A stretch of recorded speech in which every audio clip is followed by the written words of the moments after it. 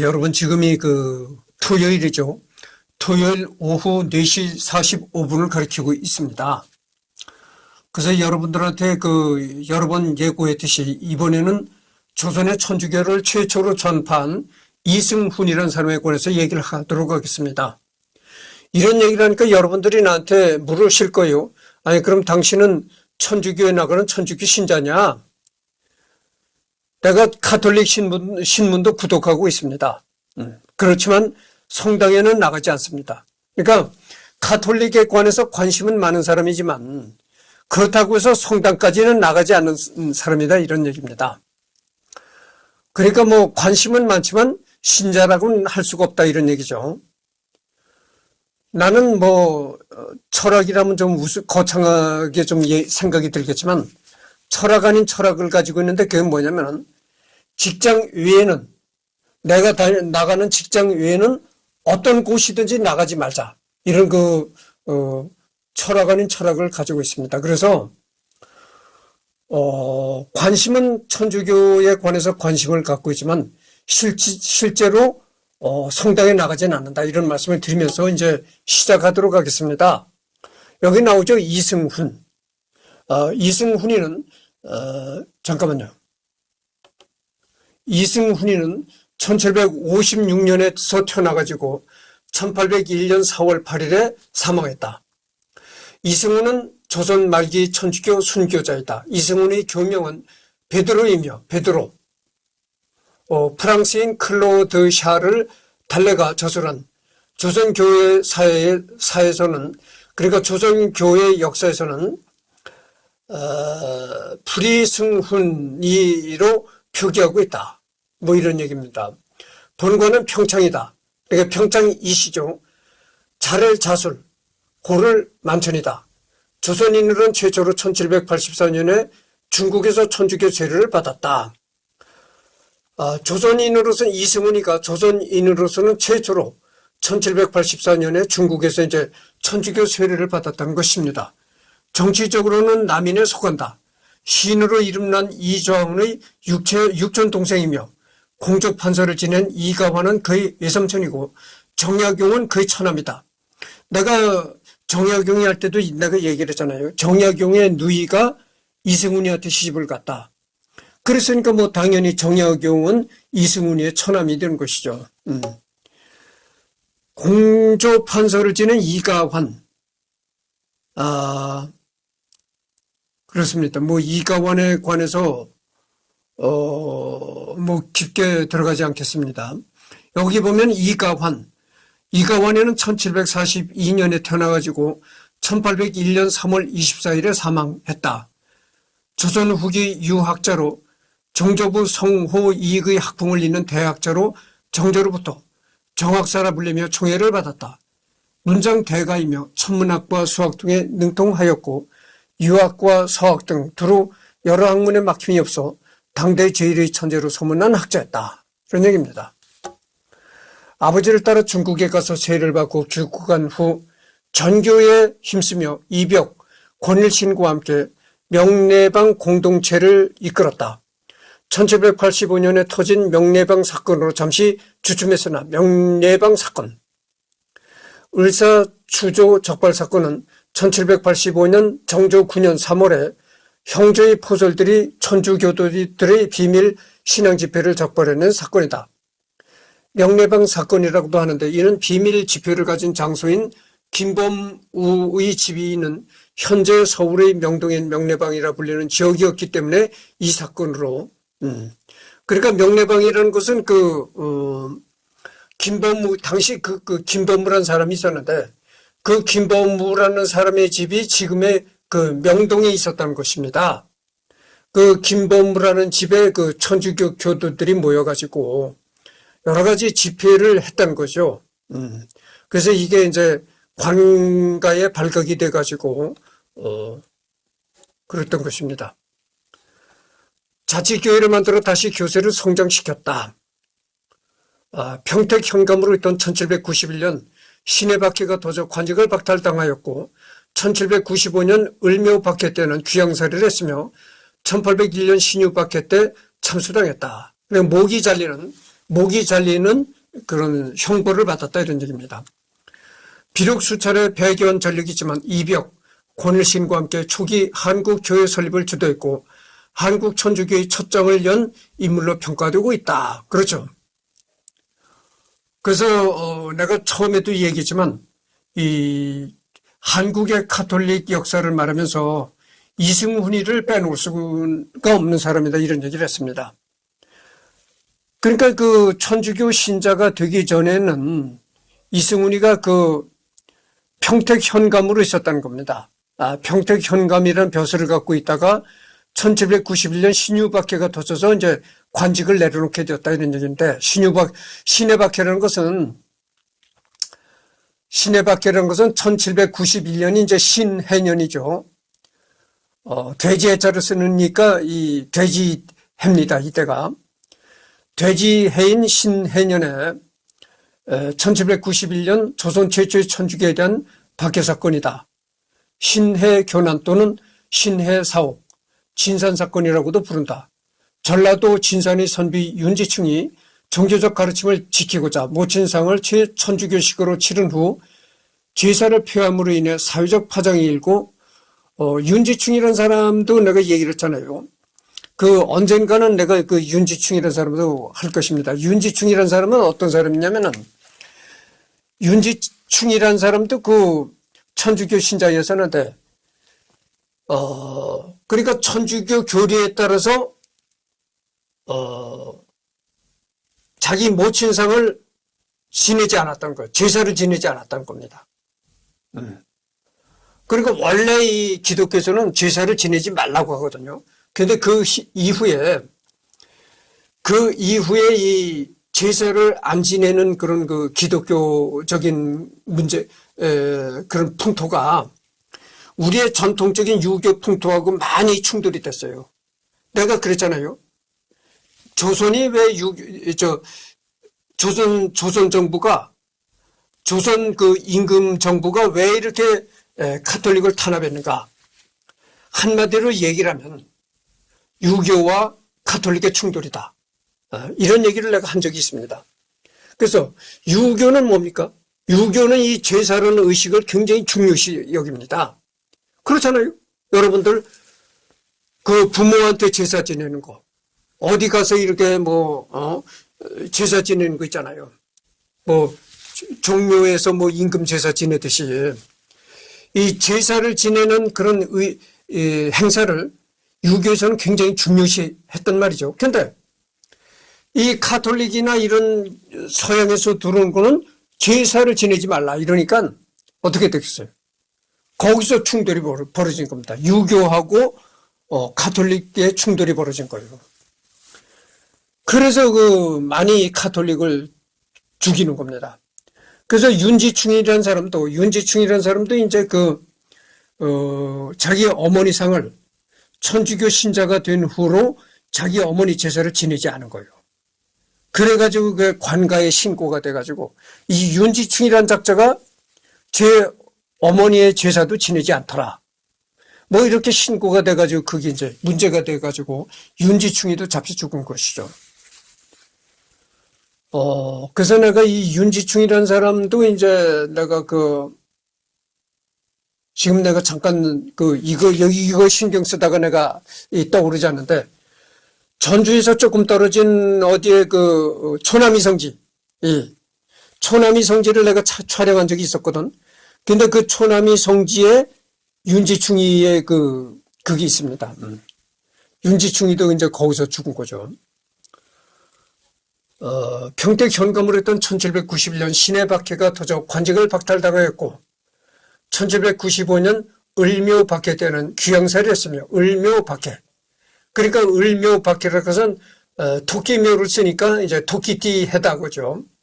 1795년 청나라 신부 주문모를 체포하려다 놓친 후 일어난 천주교 박해 사건을 말한다.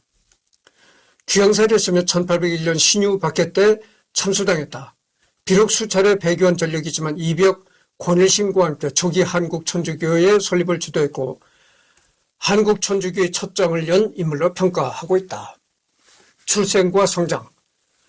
서울 남대문 반석방 중림동에서 이남 일녀 중 장남으로 태어났다. 아버지는 천판 이동욱이며 어머니는 공조판서를 지낸 이가환의 누이이다. 장성하여 마제의 정재원의 딸을 아내로 맞아 정약전 약현, 약종, 약용과 천안매부가 사이가 되었다. 그렇죠. 내가 얘기를 했잖아요. 이 정약용의 그 누이를 아내로 맞아들였다 이런 얘기죠. 어려서부터 재주가 뛰어나 20세 전후에 고명한 학자들과 교류하였다. 1780년 사마시에 합격 진사가 되어 성균관에 들어가서나 벼슬에는 큰 뜻이 없어 학문에 전념하였다. 이런 얘기입니다. 그러니까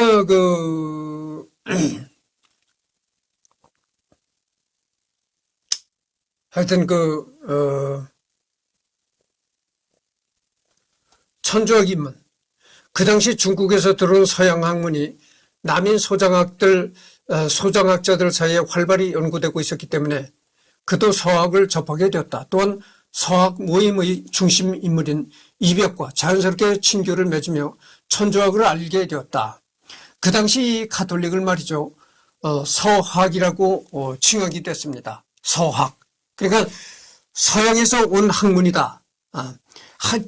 그게 정확히는 틀린 말이죠. 이 가톨릭은 학문이 아니라 종교잖아요. 근데 그때는 그걸 학문으로 이제 칭했던 것이죠. 그래서 서쪽에서 온 학문이다 해가지고 서학이라고 칭했던 것입니다. 그런 서학이라고 칭하기도 하고 천주학이라고 칭하기도 했습니다. 천주학이라는 것은 이 한문으로 풀이를 하자면 그런 겁니다. 하늘의 주인이다. 하늘천, 주인주, 하늘의 주인이 이 천주학이다 이런 얘기죠. 1777년에서 1779년에는 이벽, 정약용, 권일신 등 남인 소정파 학자들과 함께 외딴절인 천지남과 주어사에 들어가 서양 학문과 천주학을 연구하고 강학회도 열었다. 여러분 경기도 광주에 가면은 천지남이라는 성당이 있습니다. 원래는 천지남이 성당이 아니고 거기가 절이 있던 자리예요. 그러니까 원래는 성당이 아니고 절이 있던 곳인데 거기에 가서 이제 이 가톨릭을 연구하고 토론회를 갖고 이제 이랬단 얘기죠. 그래서 이걸 우리가 이렇게 천주교가 이 땅에 들어온 것을 이렇게 보면 말이죠. 유교와 천주교는 아주 심한 갈등을 빚었습니다. 그렇잖아요. 내가 방금 전에 얘기를 했단 말이죠. 유교와 천주교는 이렇게 심한 충돌을 일으켜가지고 막 천주교를 믿는 신자라고 하면 막 갖다 잡아 죽이고 그랬단 말이죠. 그러나 불교와 천주교는 그렇지 않았어요. 불교와 천주교는 말이죠. 이 처음서부터 갈등이 없었습니다. 그거 참 이상하잖아요. 그래서 이 경기도 광주 가면 천지남이라는 성당이 있는데 원래는 그게 성당이 아니고 그 자리가 절이 있었던 자리입니다. 절이 있었던 자리인데 거기서부터 이제 천주교가 우리 조선에서 천주교가 처음으로 잉태가 됐다고죠. 그게 참 그거 생각해 보세요. 불교와 천주교는 충돌이 없었던 걸 알 수가 있는 겁니다. 그렇잖아요. 불교와 천주교는 너무나 이 다른 종교인데도 불구하고 충돌이 전혀 없었습니다. 그래서 우리나라에 절이 있던 그곳에서 우리나라의 천주교가 최초로 잉태가 되고 전파가 됐던 것입니다. 참 이게 기막힌 얘기죠. 그러니까 천주교는 유교와 굉장한 충돌을 벌였지만 불교와 천주교는 충돌을 벌이지 않고 서로가 이렇게 서로 돕고 이렇게 하는 그런 거였다 이렇게 말할 수가 있습니다.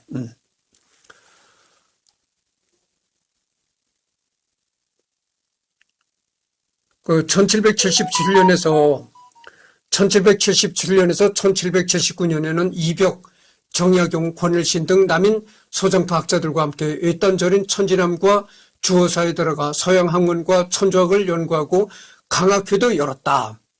그래서 말이죠. 내가 이 돌아다니면서 이 액션캠을 돌아다니면서 여러 곳을 촬영하잖아요. 천지남에도 내가 갔었는데 그 천지남에 가면 이 사람들의 이제 묘가 있습니다. 권일신, 이벽, 이 사람들의 묘가 거기 있어요. 그래서 이 권일신이나 이벽 이런 사람들이 이제 거기서 그 천지남에 모여서, 가톨릭 교리도 서로 이제 연구하고 이랬단 말이죠.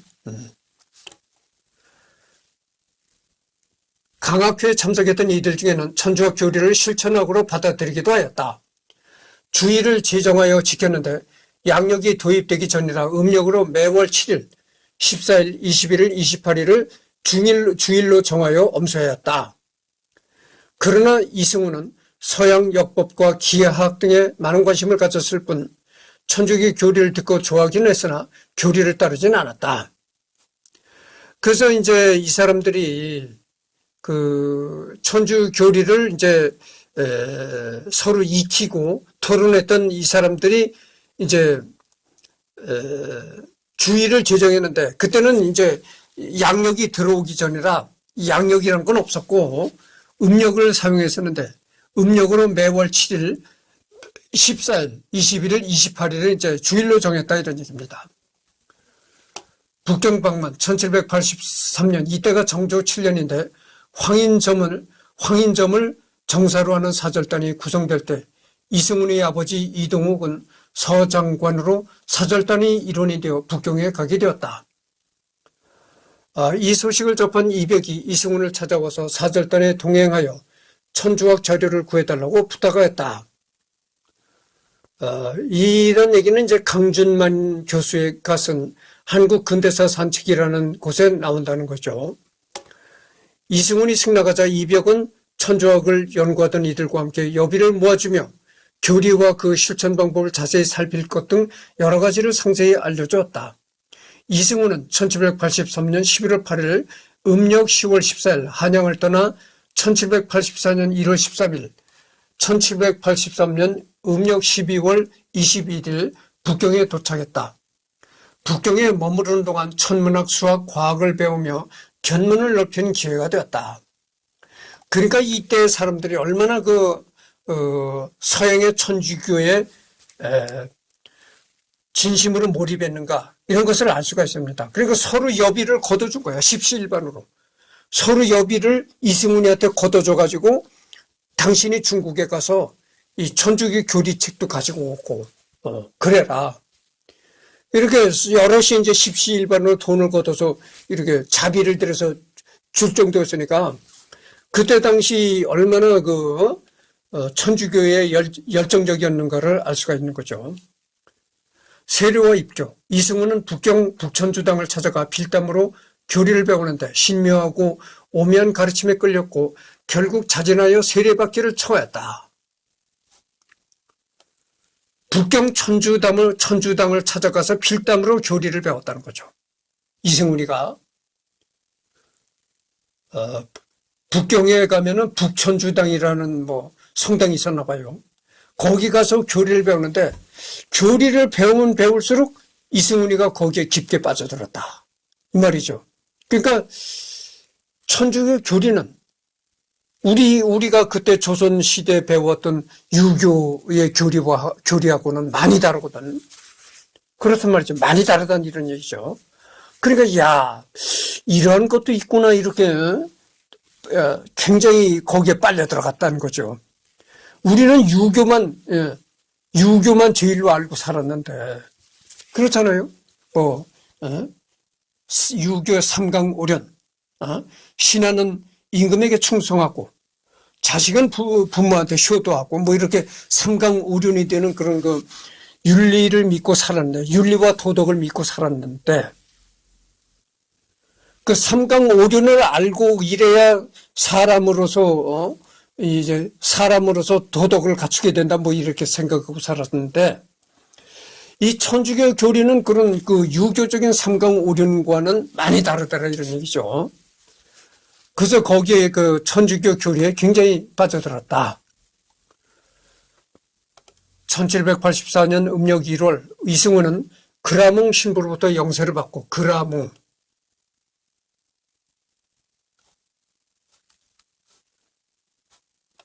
잠깐만요.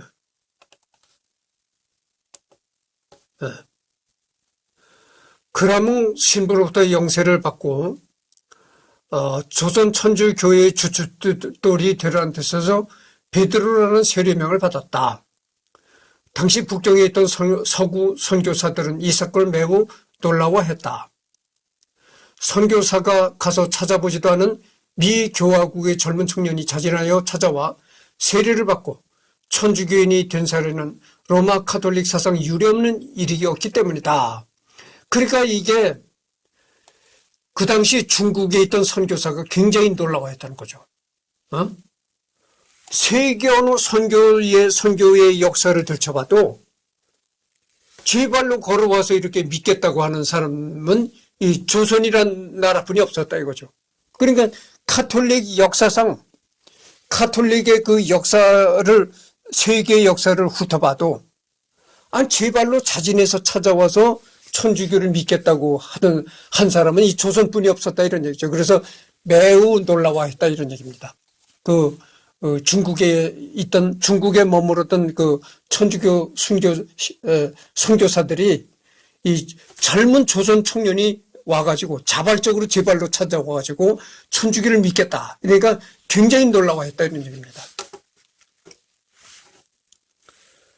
선교관인 구도에 의해서 한국 최초의 세례 교인이 된 이승우는 1784년 정조 8년 4월 13일 음력 3월 24일 기하학, 각종 과학서적, 성서, 천주교 자료, 성상, 묵주 등을 가지고 한양에 돌아왔다.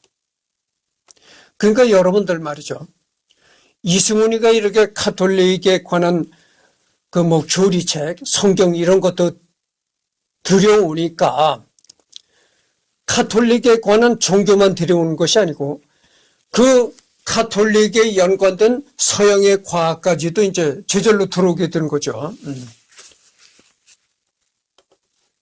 전교활동. 이승우는 이벽에게 세례를 주었는데 이후 이벽의 집을 거점으로 하여 전교활동을 벌였다.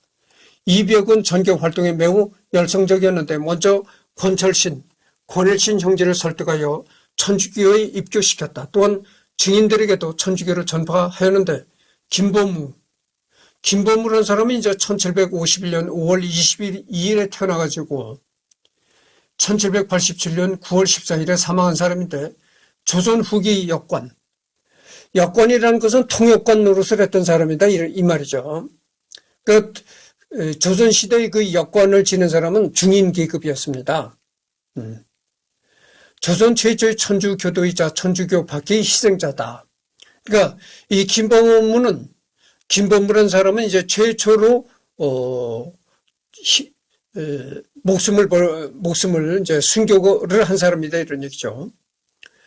세례명은 토마스로 1785년 이벽, 이승훈, 정약용 등 남인학자들이 그의 집에 모여 예배를 보고 교리 공부를 하다가 발각된 명례방 사건으로 형벌을 받고 단양에서 유배 생활하다가 처형되었다. 김보무, 최장현, 최인길, 지광 등이 그들이었다. 이벽의 전도로 천주교 교인이 된 권일신은 중인이던 천안 출신 이단원, 충청도 아산 출신 이존창, 전주 출신의 유항검을 입교시켰다. 유항검. 그래서 이제 유항검이라는 사람은 이 초남이 성지, 내가 그 초남이 성지를 2년 전인지 갔다 왔다고 했잖아요. 그 초남이 성지가 바로 이 유항검이가 태어난 곳입니다. 이 유항검이가 이 초남이에 굉장히 많은 땅을 가지고 있던 지주였습니다. 그래가지고 이 유항검이가 그 이승훈이한테 하여튼 그래가지고 유항검이가 이제 천주교 신자가 됐던 것이죠. 그래가지고 그 초남이에 전주시 바로 전주시 바로 외곽에 초남이에 이 유항검이가 굉장히 많은 그 토지를 소유한 지주였었는데 이 천주교 신자가 된 후로 다 자기네 집에 있던 노비를 거의 다 이제 너희들이 이제 노비 생활하지 말라. 노비들을 풀어주고 이랬던 거죠. 그리고 수많은 그 땅을 가진 그 지주였으니까 뭐 경제적으로도 풍요했을 것 아니겠어요? 그 일부는 또 땅을 팔아가지고 그 땅 판 돈을 이 카톨릭에 많이 이제 그러니까 그거 한 거죠. 증여한 거죠. 그래서 이 유한검이라는 사람도 상당히 이제 잡혀가지고 나중에 죽었는데, 그래서 이제 초남이가 성지로 된 겁니다. 이들은 출신 지역을 전교하여 훗날 조선 천주교의 중심지를 할 수 있는 충청 내포 지역 천주교의 기틀을 마련하는데 이바지했다. 그래서 이덕이란 그 역사학자가 있는데, 이덕이란 그 역사학자가 쓴 한국사의 천재들이라는 책에 이런 얘기가 나온다, 이런 얘기죠. 초기에는 주로 남자 양반들을 대상으로 전교하였으나 점차 중인 상인 부녀자들에게도 전교하였다. 부녀자들의 전교는 이벽의 부인 유한당 권씨, 이승훈의 부인 나조정씨, 권일신의 부인 광주 안씨 등 양반 신자들의 부인을 통해 이루어졌다.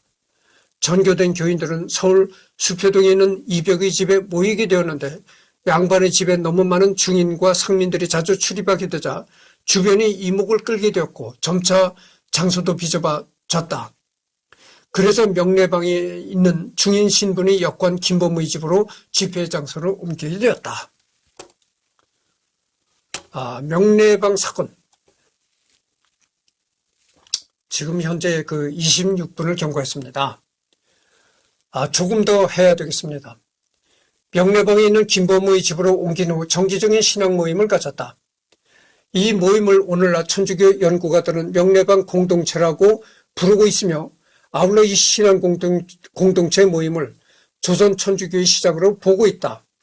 비밀리에 운영되던 모임은 이듬해 3월에 형조 부조들에게 적발되어 모임 참석자 전원이 체포된 일이 발생하였다. 그러나 모임 장소를 제공한 김범무만 투옥되었고 이승훈을 비롯한 그 나머지 사람들은 모두 훈방되었다. 그러니까 항시 주동자들을 우선적으로 처벌하고 거기에 모였던 사람들은 이제 그냥 훈방시켰다, 이런 얘기죠. 그런데 석방된 권일신, 이훈아 등 5사람이 형조에 가서 압수한 성상과 물건들을 돌려달라고 항의하며 물의를 일으켰다. 형조판서 김화진은 사건이 확대된 것을 막고자 압수 물품을 돌려주고 김범무만 밀양으로 유배 보내어 사건을 마무리 지었다. 김범무는 고문으로 입은 상처가 악화되어 1787년 귀양지 밀양에서 사망하였다. 사건 직후 성균관 유생들이 천주교 배척을 요구하는 통문을 친척들과 친구들에게 돌려 양반 출신 천주 교도들과 양반과 문중들을 압박했다. 이승훈은 친척 가족, 문중의 거센 추궁에 시달리다 천주 서적을 불태우고 천주학을 사학이라 배척한다는 취지 벽의문을 작성하여 자신의 배교를 공언한 후 교회를 떠났다. 이 벽은 부친과 갈등 속에 시금 전폐하다 사망하였다. 신앙 모임의 주축이었던 양반 출신 교인들이 배교하고 모두 떠나자 명례방 공동체는 와해되었다.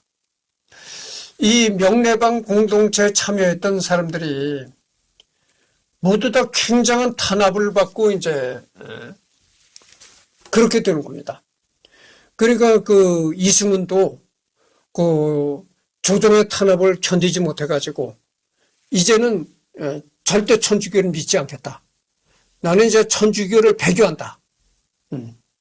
천주교와는 완전히 이제 등을 쌓고 산다. 등지고 산다. 이렇게 공적으로 이제 밝히기까지 했다는 거죠. 그리고 그 이승훈 말고도 이벽이라는 사람인데 그 이벽은 아주 거의 음식을 먹지 않고 식음전폐에다가 죽었다는 것이죠. 이렇게 명례방에 참가했던 주요 인물들이 전부 이렇게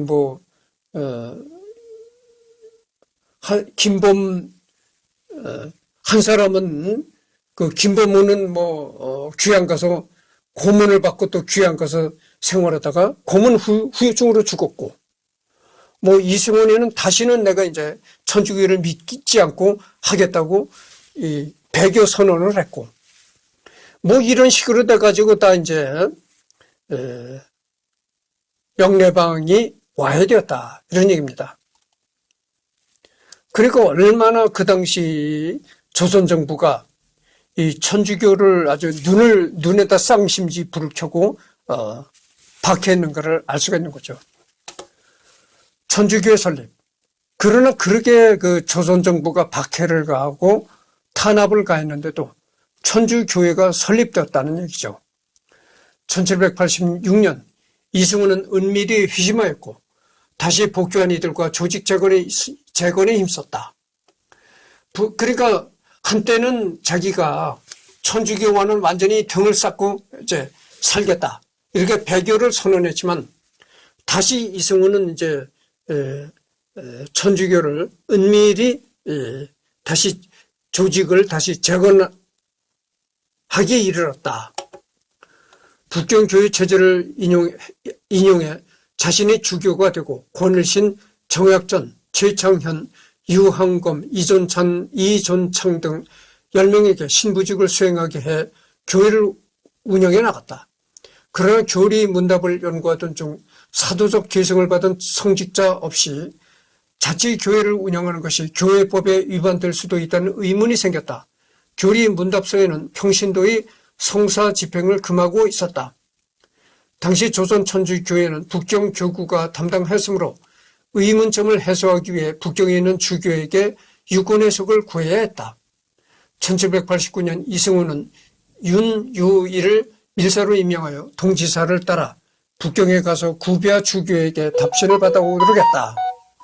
그래서 이 평신도들이, 그러니까 이 사람들이 이제 그냥 그 성직자가 아니고 정식으로 신부라든가 이런 사람들 아니고 그냥 신도들인데, 신도들이 모여서 이제 교회를 하고 하다 보니까 천주교회법에는, 천주교회 교리에는 평신도들은 이렇게 교회를 성립할 수 없다, 이런 뭐가 있더라는 거예요.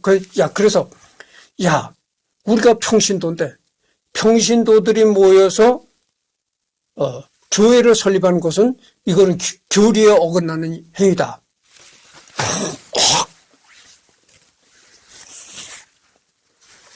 이런 생각을 했다는 거죠. 그래서 이 북경에 중국 북경에 머무르고 있는 신부한테 찾아가 가지고 이 문제를 어드바이스 하고 와라. 그러니까 우리가 조선에서 평신도끼리 모여서 이 교회를 조직하고 있었는데, 원래 천주교 교리는 평신도만 모여서는 이게 교회가 될 수 없는 거라고 이 교리에 나와 있다.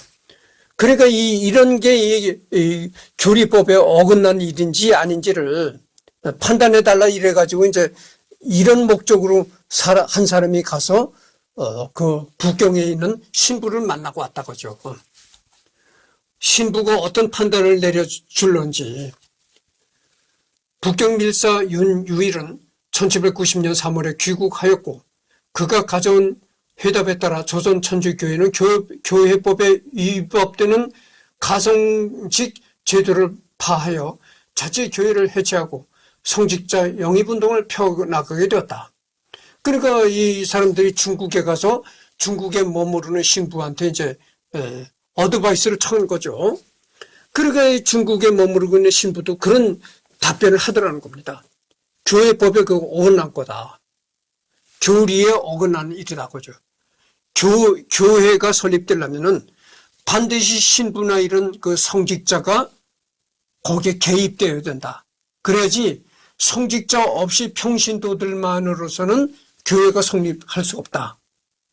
그것이 천주교 교회법이다. 이렇게 이제 신부가 어드바이스를 했다는 거예요. 그러니까 그 윤유일이라는 사람이 이제 밀사로 갔었는데, 윤유일이라는 사람이 이제 조선으로 귀국해가지고 그동안 평신도들이 모여서 이제 조직했던 그런 교회를 해체했다 이거죠. 그 교리에 어긋나는 그런 행동을 했었으니까 그렇다는 얘기입니다. 반회 사건이라는 게 있는데 1787년 정조 11년 10월경 반천에 있는 김석태의 집에서 정약용, 이승훈, 강희원 등이 은밀히 천주교 서적을 연구하고 토론했다. 그런 사실을 안 이기경이 천주교 배척론자인 홍락안에게 알리자 적사 유생들의 상소가 잇따랐다. 그로 인하여 당사자들에게 직접적인 처벌은 내려지지 않았으나 천주학 도서의 도입과 유포가 문제되어 조정에서 그 폐해에 대해 논의가 있었다. 한글로 번역된 천주교 서적은 목판으로 간행되어 저렴한 가격에 팔리고 있었는데 충청도 지방의 산골 마을에까지 보급되어 있었다. 그러니까 이제 목판, 금속 활자로 찍어낸 책이 아니고 목판으로 이제 인쇄된 그 책이었었는데 그 목판으로 인쇄된 이제 천주교 서적이 그 당시 충청도 지방의 이제 산골 마을까지 보급이 되었었다고 하니까 이것이 뭐 상당한 것이죠. 1788년 8월에 이경명이 서학 엄보를 청하는 상소를 올리자 정조는 전국의 천주교 관련 서학 서적을 색출 소각하라는 명을 내렸다. 그래서 그 1788년 8월에 그 당시 그 이경명이라는 사람이 이 천주교를 엄벌해달라는 이런 그 상소문을 임금한테 올렸다고 하죠. 그러자 그 정조가 그 상소문을 읽어보고 앞으로 천주교를 적극적으로 색출하라 이런 명령을 받았던 거죠. 관직 출사 1790년 음력 10월에 음서로 비로소 관직에 나가 의군부 도사가 되었고 1791년 정조 15년 신해년 2월 서부 도사를 거쳐 이해 6월에 평택 현감으로 부임하였다. 여기서 무슨 얘기가 나오냐면은 여러분들 뭐 정조 12년, 15년 뭐 이런 얘기가 나오잖아요. 이게 뭐냐면 그겁니다. 정조가 임금이 되고 나서 15년이 흘렀다 이런 얘기예요. 그러니까 정조가 집권한 15년을 집권한 그 해다 이런 얘기죠. 이때 북경에 밀파되었던 윤유일이 돌아와 선교사를 보내주겠다고 중국 교회의 약속과 함께 조상 제사를 금지한 북경 주교 구배하의 명을 전달받았다. 이승훈은 제사 불가라는 교리에 심히 고민하다가 다시 한번 배교를 선택한다. 그의 신앙의 출발은 마테오 리치가 천주의 시리를 통해 주장한 보유론에 기반하고 있었기 때문이다. 이승훈은 세도정치 쇄국과 개화 근대화, 제국 열강의 침노 속에 무능한 조선 조정 등 조선 후기 혼란 속에서 지배 이념으로서의 유학의 한계를 천주학으로 보완할 수 있다고 보았다. 그러나 유교적 가치와 천주교회법이 충돌이라는 현실에 직면하게 되어 고민하던 끝에 다시 교회를 떠났다. 그러니까 이게 내가 얘기를 했잖아요. 유학과 천주교가 이렇게 충돌이다.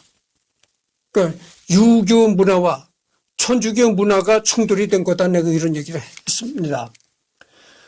그러니까 이 유교에서는 내가 바로 전에 얘기를 하다가 이제 얘기를 끝마치지 못했는데 보십시오. 유교에서는 이 제사를 굉장히 중요시 여깁니다. 부모들한테 제사를 지내고 이런 걸 굉장히 중요시 여기는데 천주교에서는 제사를 지내지 말라. 이렇게 나온단 말이죠. 그러니까 거기서 이 유교 문화와 천주교 문화가 굉장히 부딪히게 되는 겁니다.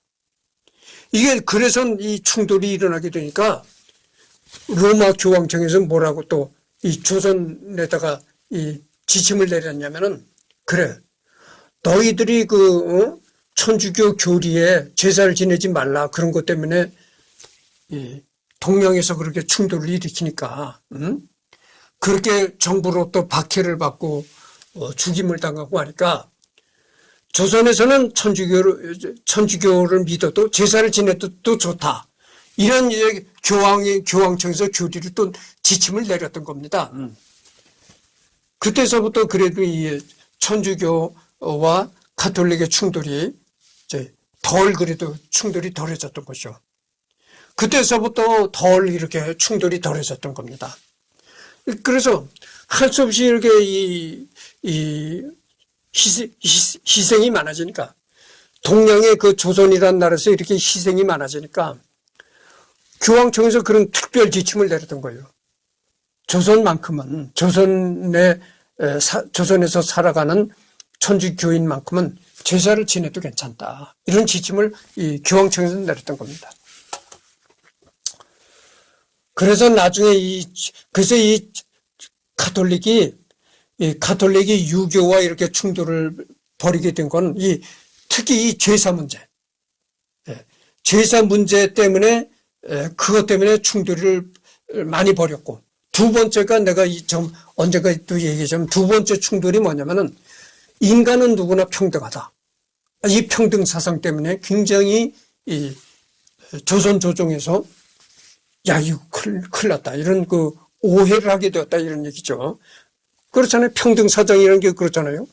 아니, 어느 사회든지 높은 벼슬아치가 있고, 그저 평범한 국민이 있고, 그런데 그 당시에는 그게 평등 사상이라는 게 충격적인 얘기거든. 생각해 보세요. 왕 정치 시대에 지금 같은 국민이 주인이 되는 세상이다, 이렇게 얘기를 해보셔.